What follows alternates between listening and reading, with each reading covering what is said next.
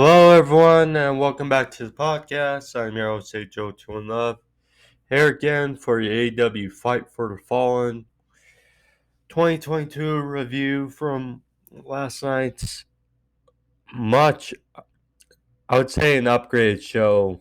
Definitely beat from last week's events with Dynamite, Rampage, and Death Before Dishonor. Although Death Before Dishonor was very good.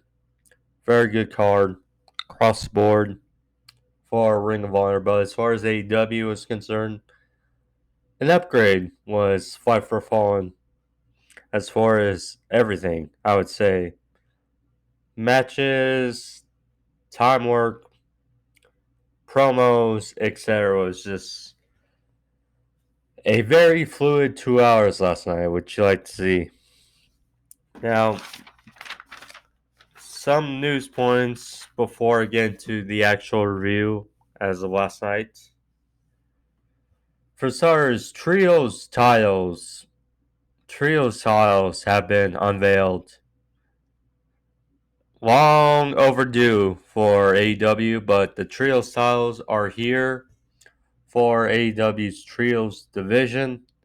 So that's good to see. They unveiled them after the opening match last night, and they look very good, very pretty. And so there will be a tournament to crown the inaugural champions, which will culminate in the finals being at All Out in Chicago. So great to see. I can already think of a bunch of teams that are going to fit nicely in that tournament. But yeah, we've been asking for them, and great to see. Nothing of note is Ricky Starks. So coming into last night's show, he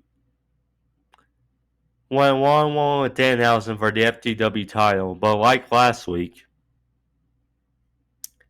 he called out for another challenge after this week, after his opening match. Out came Hook, the son of Taz, and Hook came out and challenged Ricky Starks. Talk about conflicting for his dad, but Hook is now the new FTW champion. Afterwards, he cut a great promo and then was blindsided by Will Powerhouse Hobbs.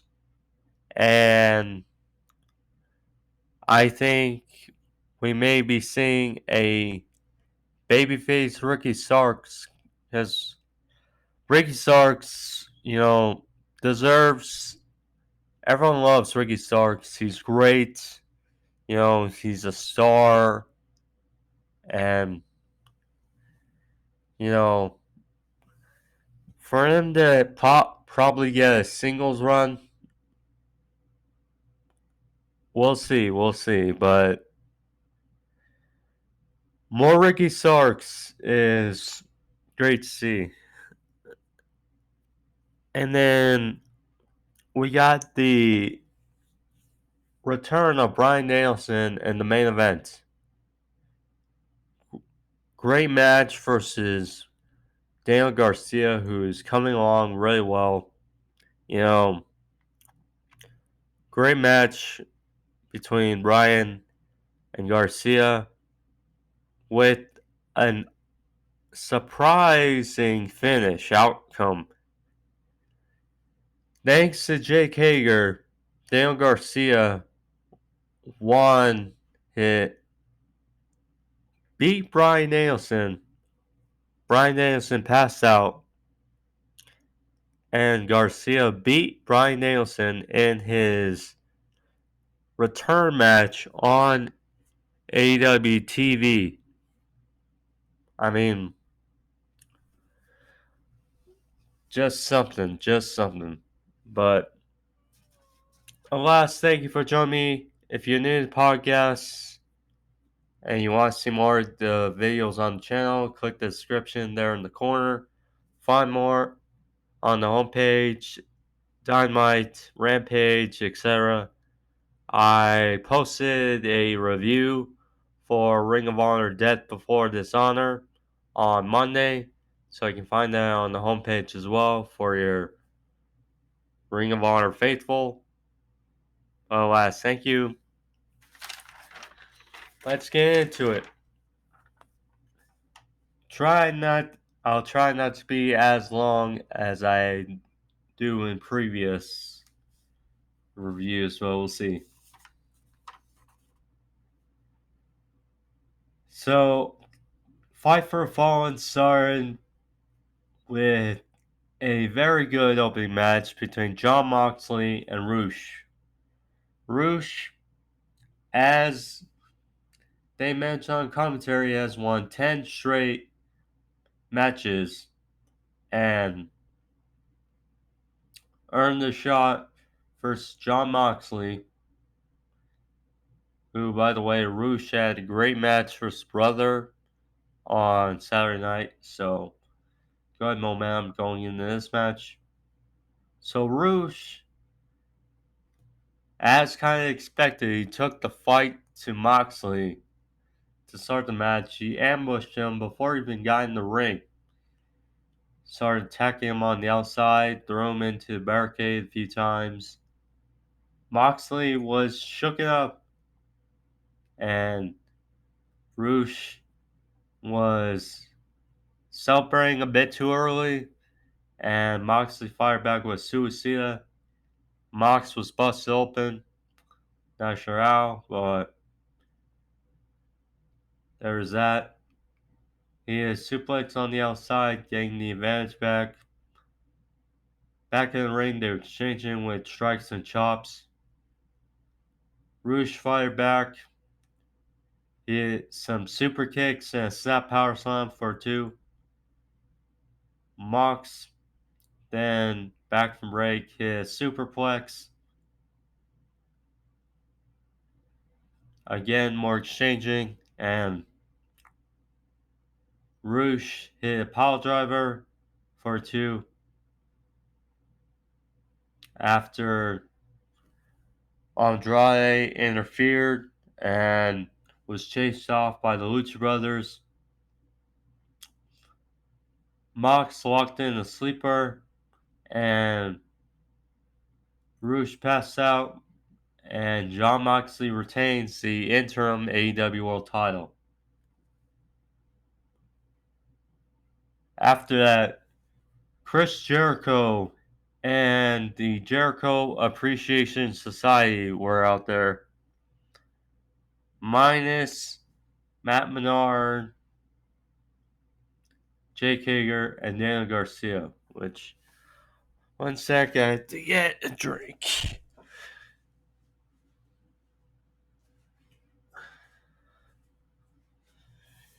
There we go.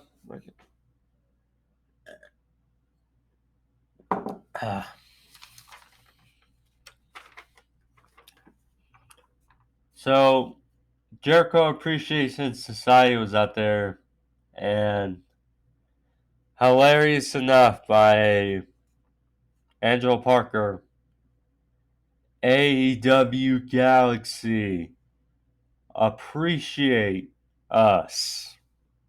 So, more of their catchphrase corresponds with WWE's The Bloodline with Roman Reigns. Funny stuff. So, Jericho talked about how Anna Jay, who I have to get used to in this heel run, but oh well. So Jericho said Anna Jay called last week for an opportunity and they granted it to her. Jericho praised Mox, said he's been on one hell of a roll, but Jericho says so is he. And he challenged Mox to his rematch since losing the title to Moxley at Revolution 2020 for a rematch for the AEW World title at Quake by the Lake in 2 weeks. So Moxley accepted, but he wants the Lionheart. He says F that interim title. He is the first ever two-time AEW World Champion, and he says that he wants a guy that from his heyday, the early 90s Jericho, not the Jericho the Jericho he looked up to, the one who he believes in his own way is the GOAT. And then in 2 weeks, it'll be Jon Moxley versus the Lionheart Chris Jericho. So, interesting, Jericho's been on a roll, must say, since Blood and Guts, or besides Blood and Guts, rather. And yeah, Moxley for Jericho. I'm curious if we get Punk back in 2 weeks. We get like a little nifty stare down or something. Well, I'm not sure, but Punk did have was seen at a few interviews and stuff for AEW, so we'll see. Trios titles, like I said, were unveiled. They were not allowed to give in to it.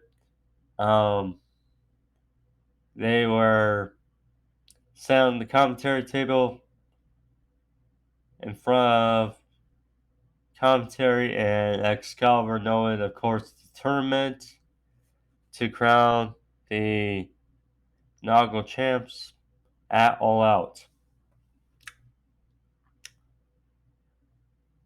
Dante Martin, he was backstage, as Jericho also noted that in his promo earlier that Sammy Guevara would go one-on-one with Dante Martin. So Dante was backstage. He said that Sammy's been on vacation too much while Dante's been here week in, week out, earning everyone's respect. And he said that Tay's been in Sammy's corner too much, and he thinks that's because Sammy thinks he can't hack it with this roster anymore. So Dante said he'll have his own backup for later tonight. In walked Sky Blue, who is very popular with the AEW crowd. And of course, people know that Dante is dating Sky Blue. So, interesting there. Danhausen, 1-1 with Ricky Starks for the FTW title. First of 3 segments by Ricky Starks last night. Yeah, a big day. Or a big night.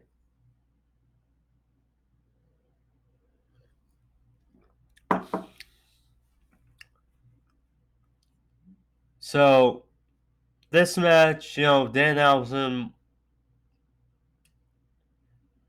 very over, very, he's not the best wrestler. He's not great. his gimmick and his presentation is very over, very over. And but this was a short match here.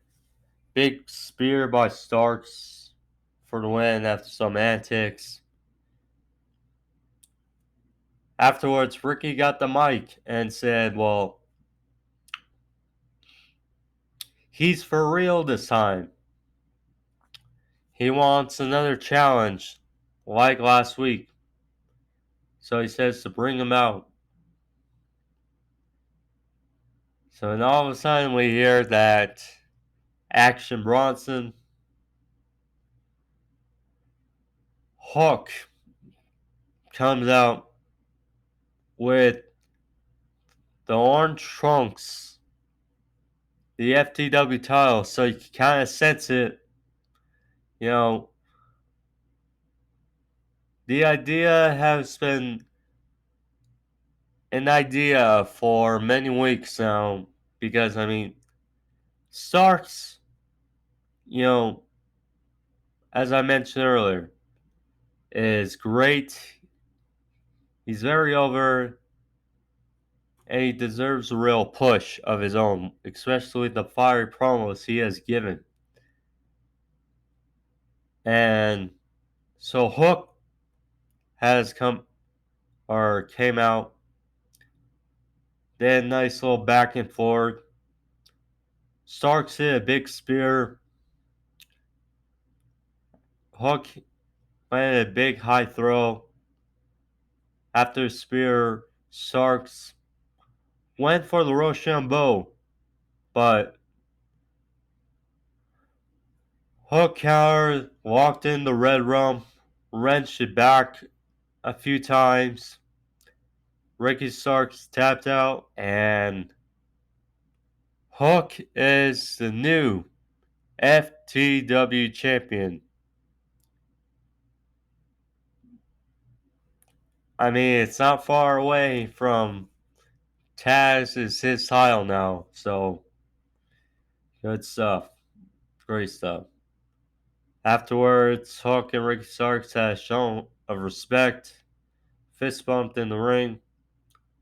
Hook walked off. Then he went to the commercial. So afterwards, Ricky Starks and Powerhouse Hobbs, they were in the ring.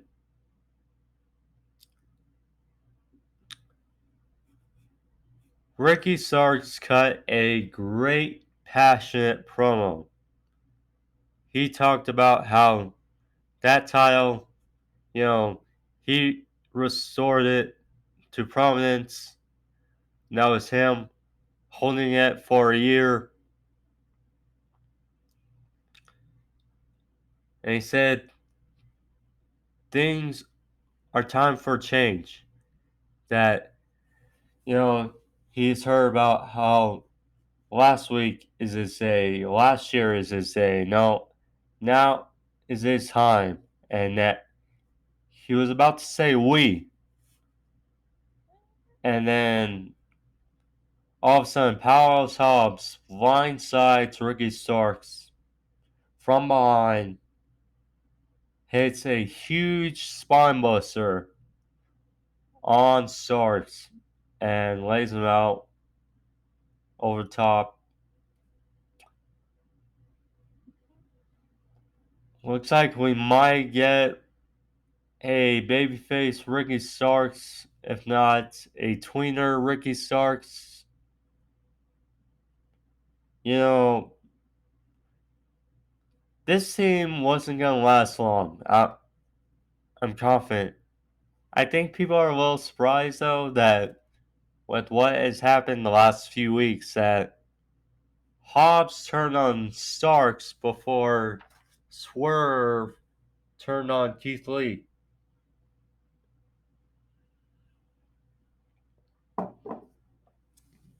But nonetheless, Swerve and Keith Lee are tag champs, and pretty much seems like Starks and Hobbs are done. Looks like Team Taz might be no more. The Acclaim, they were backstage. They told about the Gun Club's attack on them on Rampage after Rap Out. Said they were going to roast the Gun Club again by doing a music video. And there we'll find the stipulations for their match coming soon. Sammy Guevara versus Dante Martin. Surprisingly, this was Sammy's first singles match in quite a long time. I mean, geez. So,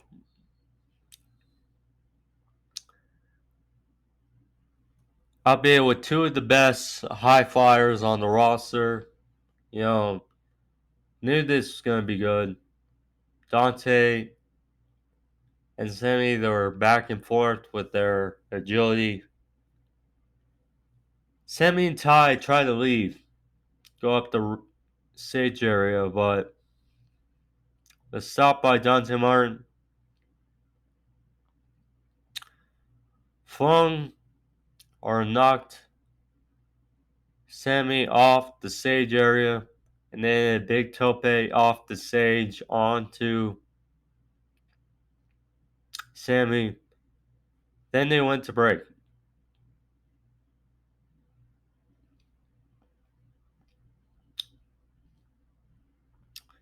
So Dante fired back, went for another tope springboard, but was caught in midair by a big knee by Sammy. Sammy followed up with a twisting tope for a near fall, or rolled back in the ring for a near fall.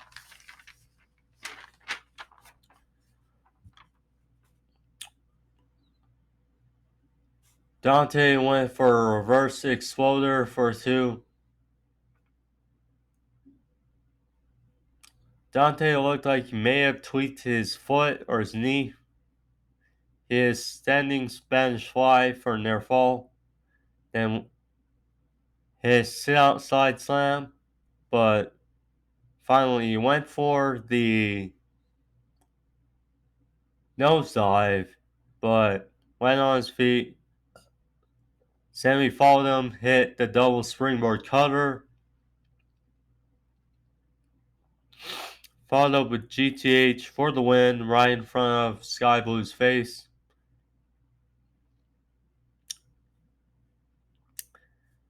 Finally, they went for a post-match attack. Sky Blue got in the face of Sammy Guevara and Ty. After a while, felt like a prolonged attack more than it should have been. But finally, then Anna Jay came out, attacked Sky Blue from behind, went for the attack, but out came Ruby Soho, Ortiz, and A. Kingston for the save. So maybe getting a mixed trios match in the future. I'm not sure, but oh well. Daniel Garcia backstage promo, he talked about how while Bryan has been out, he probably is not in the best of shape. Garcia said, well, he's been there he's been there every week while Bryan's been working on his garden with his wife and family. He says that after tonight, he'll be sending him back home to his wife and kids, and there's that in a million pieces. Jungle Boy, he was out there with.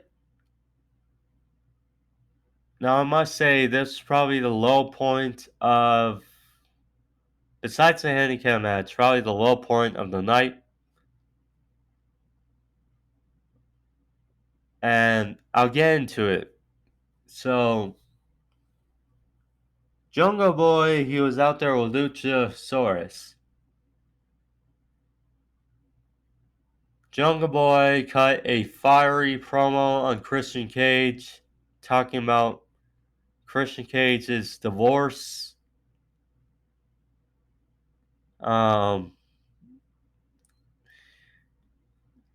Talking about what Christian has said about his family. Said that Luchasaurus played Christian Cage. So then all of a sudden we cut to backstage and Christian Cage is in the back talking about Jurassic Express and said that, well, Luchasaurus chose to say to be Jungle Boy's lapdog. Said that Christian said that he knows all Jungle Boy's secrets. To be continued. Now, it was a great promo by both Jungle Boy and Christian Cage. The problem was that Christian Cage or Luchasaurus for the last couple weeks has had a great presentation as a heel. Has had great representation, with the music, the pyro, all that. Just to be back with Jungle Boy. I mean, I get they gave the reasoning, but it's a little disappointing. Now,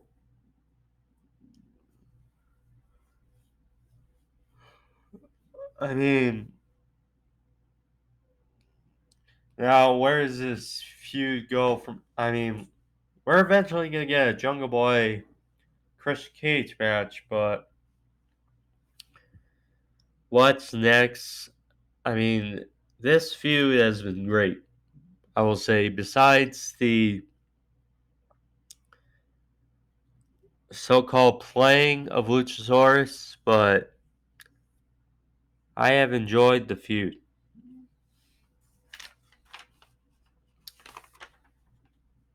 Young Bucks, this was interesting as well. So, the Bucks were backstage with Brendan Cutler. Brendan reminded them of the inaugural tournament to crown the Trios champions at All Out. So, they found Hangman Page in the back. And they were talking, Bucks announced weeks ago that all their friends are gone. And then they were talking with Hangman for a bit, said that they've been meaning to talk to him for a while. All of a sudden, the Dark Order showed up, and the Young Bucks left. So, there's,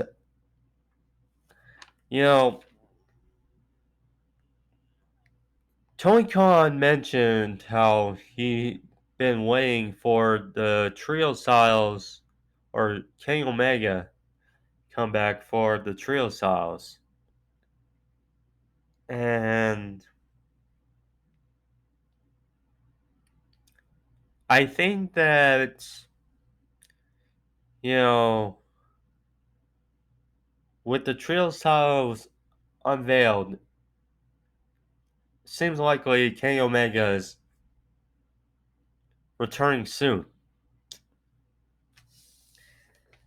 Now, the curious spot is, do we get turmoil with Kenny, Hangman, and probably Adam Cole? We'll see. Smart Mark Sterling and Tony Nese versus Swerve Strickland. Handicap match. Keith Lee banned from ringside. This was short but sweet. Nese and Swerve were great, but Mark Sterling, this comedic stuff. I enjoy the comedic stuff of Danhausen. Mark Sterling, not so much. So, pretty simple. Swerve took out them both. Hit a pump kick to the side of Sterling's head for the win. Afterwards, they cut to the back, and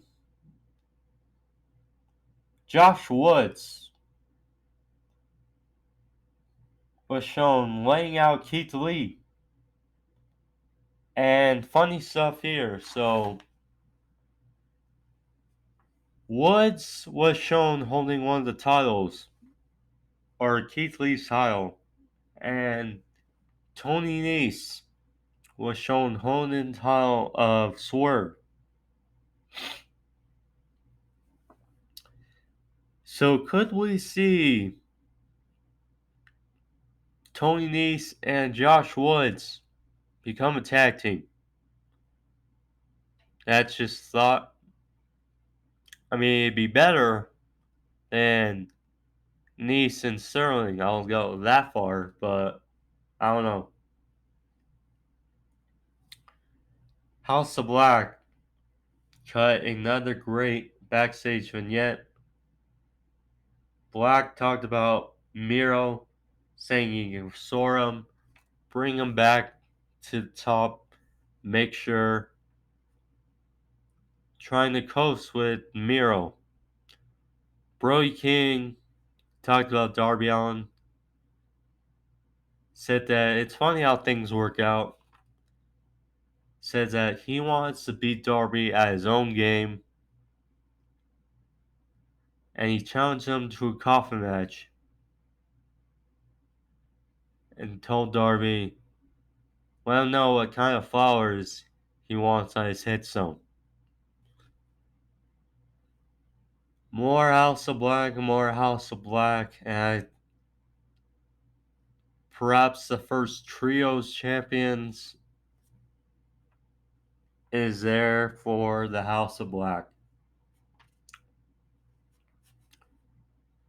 Thunder Rosa versus Miyu Yamashita. So, this was actually a pretty good match, I will say, between Yamashita. Yamashita. She can wrestle. Hard hitting strikes. I will say that was a nice match. Although, of course, the build up was second to little or none, pretty much. But nonetheless, Thunder Driver by Rosa for the win. Simple, out of the way, so good. AEW will make their debut for the first show outside the US. AEW comes to Canada. Oh, Canada. Toronto, Canada. October 12th and 13th for Dynamite and Rampage. So, interesting there. I think some people still forget AEW is still very young and there's still things for them still left to do. And they have not been out of the States thus far. I imagine that the pandemic took some of the thrill out of it, but nonetheless, now that things are back and up and running, AEW is coming to Canada in October, so gonna be good. Gonna be good. Main event. Daniel Garcia versus Bryan Danielson.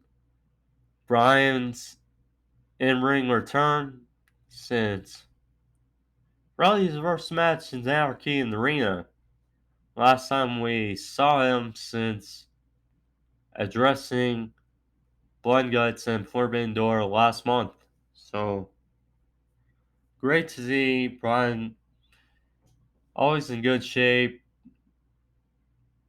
Started off fast. They gave these guys a good amount of time, less than 20 minutes, to get this match between these two, and it definitely delivered.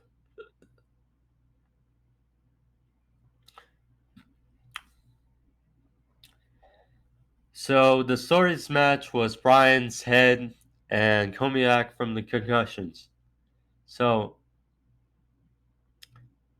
fast start by Bryan. They were fighting on the outside, going back and forth. And then this really when the story kicked in. So Bryan went for a top rope shotgun dropkick.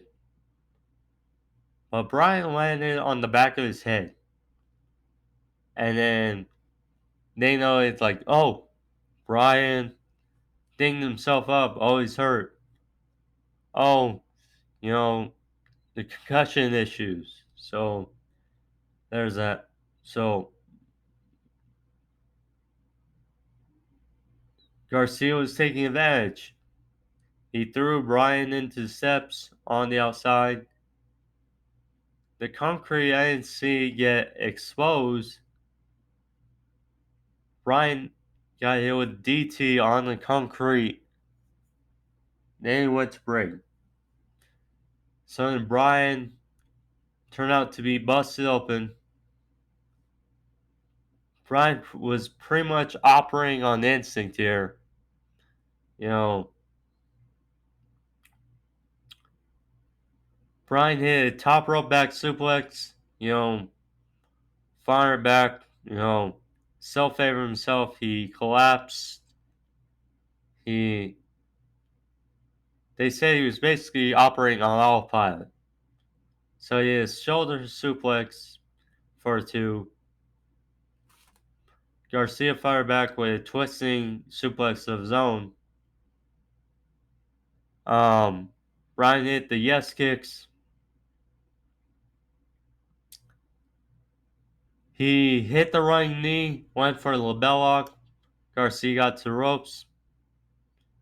They were exchanging, and he hit the running knee on the outside. Bryan threw Garcia back in the ring. And then while Bryan went to get back in the ring, some guy, some arm, grabbed the leg of Bryan under the ring skirt. And while the referee was distracted, Bryan was fighting off this arm that was guy's leg. So Garcia hit a pile driver on Bryan, locked in a sharpshooter on Bryan. Bryan back to the concussion issues. The pain was too much, and the damage he suffered in his head, and Bryan passed out. Daniel Garcia gets the big victory over Bryan Danielson on AEW TV. What a win for Daniel Garcia. What a episode for the future also as well. But great stuff there. Great episode. Great fight for the fallen. And good stuff. But nonetheless, that's the episode for you guys. Hope you guys enjoyed it. If you did, click the like, leave a thumbs up. I'm Rachel Twin Love. Again, if you haven't checked out my Dynamite Rampage from last week, my Ring of Honor review from Monday, check them all on the channel. Thank you all. Be safe. See you guys on Saturday for Rampage. Adios. Peace.